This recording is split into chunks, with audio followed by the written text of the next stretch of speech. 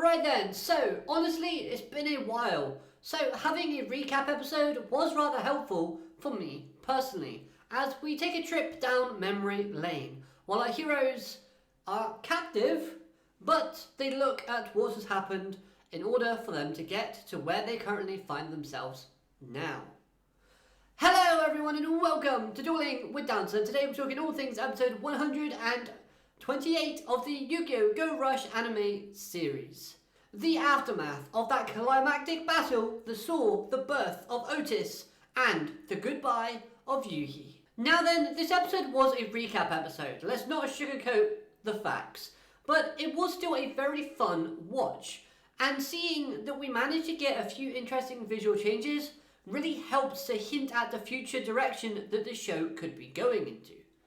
Now, I'm not gonna lie, I normally do skip the openings, and upon trying to skip this opening, I landed on that new image of the moon. Now, this purple moon really did catch my attention, and thus I went back and rewatched the opening to see what new features and images were inserted. Now, on the topic of this moon shot, right here, this very much reminded me of the Seventh book. And we learned that a passage within the book reads the following. Sevens, a story about a magician, travelled around the stars and finally found the remaining sevens. On a massive rock formation under a crescent moon, an old wizard told the magician that there were others in the world who held the same power of sevens that he did, and he must find those holders of sevens. The sevens, the wizard explained, that when all the sevens gather on a night when the moon is full enough to hardly recognize, a man will carve open a new path and guide the world as the King of Duels. Now, we've already seen the King of Duels mentioned in Sevens already, because that series has ended. And we know that Otes was inspired by the Book of Sevens and thus created the Sevens Road archetype. Now then, granted, this visual here, there are more than 7 embers, but the moon is a crescent shape. But then if you count the number of flames that there are, you count a total of 13. And so far, we have Sevens Road Mage, Magician, Sorcerer, Enchanter, Warlock, Witch, Wiz, Fear, Master of, Charm Witch, Ultima Witch, Magical Knight, and Paladin. That's right, 13 Sevens Road monsters, making me believe that this archetype will still be a key element / factor within the show moving forward. Think about it, we've got Otes, we've got the connection to the crescent moon, which could lead to the Sevens book, with 13 embers / flames, and 17 Sevens Road monsters. The other new visual showcases the 2 new fusion monsters seen at the end of the last duel, attacking and chasing each other. Now this makes me believe that we will have more conflict between Otes and Yugioh, and this makes sense as we know that Yugioh wants Yugioh back. But it's interesting how Otis' monster is the one chasing, as if Otes sees Yugioh as a person to get rid of. This could be backed by the fact that we also see a Transamu fusion parrying attacks yet still charging forward, showcasing Yugioh' resolve to combat any difficulties that come his way in order to move towards his goal. Again, this is only the opening, but we've been teased a lot already. And that's just going into the episode.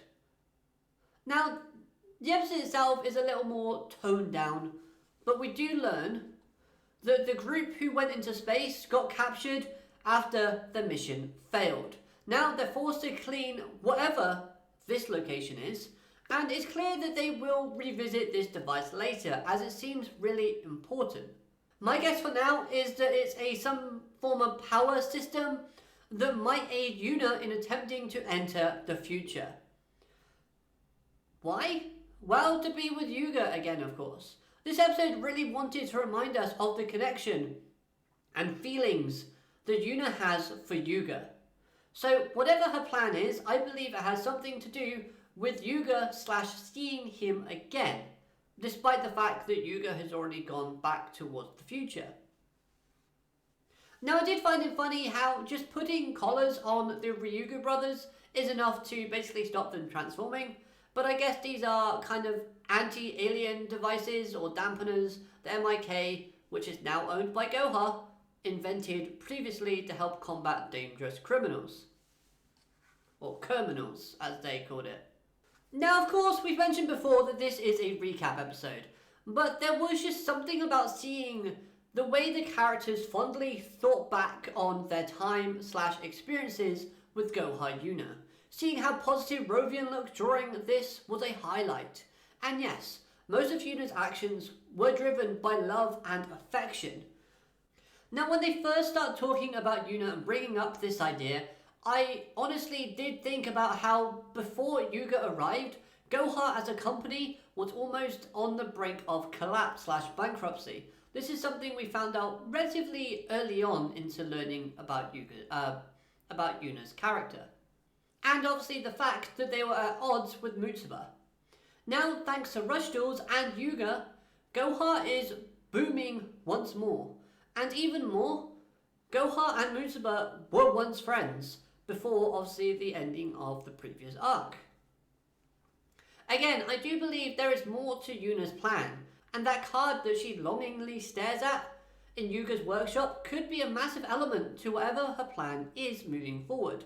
It does look like a trap card based on the purple sort of border that we can vaguely make out. However, I would be surprised if it's something a little more different. I don't think it's another summoning mechanic, but I could be wrong.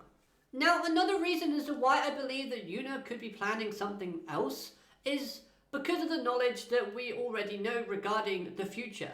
In the future, it's stated that Otes worked for Goha. Now, this phrase implied that he was underneath somebody, but in this timeline currently, Otes seems to be the one in control. As an example, is how easily he's able to change the name of Goha. Yet we know that Yuna is no pushover, nor is she happy being an underling after her development and breaking away from the Rovian bandits. A fact again that was brought up within this recap. As if the show itself was telling us that hey, Yuna might have something more going on, so watch out for her. Or hey, Yuna is no goon, be careful. Now then, the ending has also changed its visuals. The new visuals of the ending are very reminiscent of someone looking back through their memories.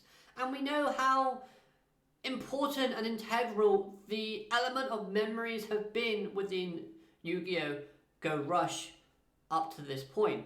Of course, in order to become Otes, Yuhi had to lose all of his memories.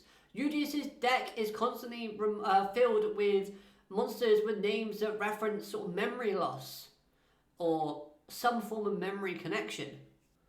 Now also, you could interpret this ending as, again, looking fondly at those memories. And we know Udius has a lot of positive memories of both UTS and his experiences with other people. But now Yuhi doesn't have those memories. Udius is going to be even more careful and protective of those memories. It's going to be more important to him as he'll want to try and share them again in an attempt to bring Yuhi back to get her friend to return.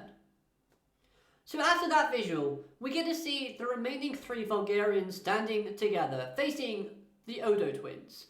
Now this makes me feel like Yugioh is going to leave the Dark Matter Empire and join Udius and Kawaii in their goal to bring back the Vulgarians, as this is still a plot thread that we need to kind of still resolve or work towards.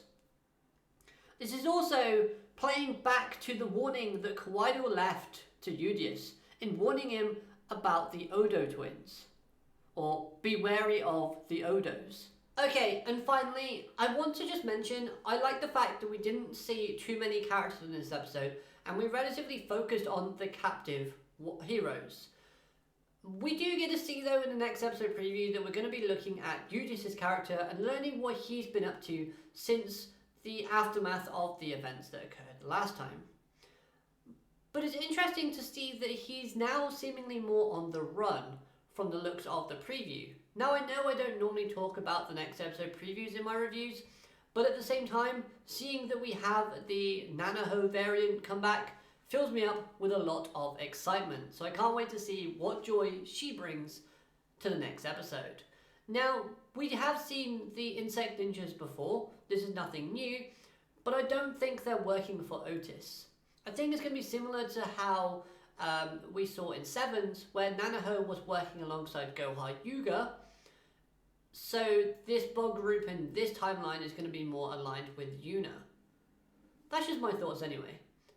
Like I said, overall this was a very good episode, so I enjoyed watching it a lot. Let me know your thoughts in the comments down below, both on the episode itself and on the points that I've raised. Now please don't spoil things for me moving forward, because I haven't seen anything as of this, haven't seen anything further than this episode, so let me know your thoughts just on this one in the comments below. Don't forget to like, comment and subscribe, and I'll see you again next time.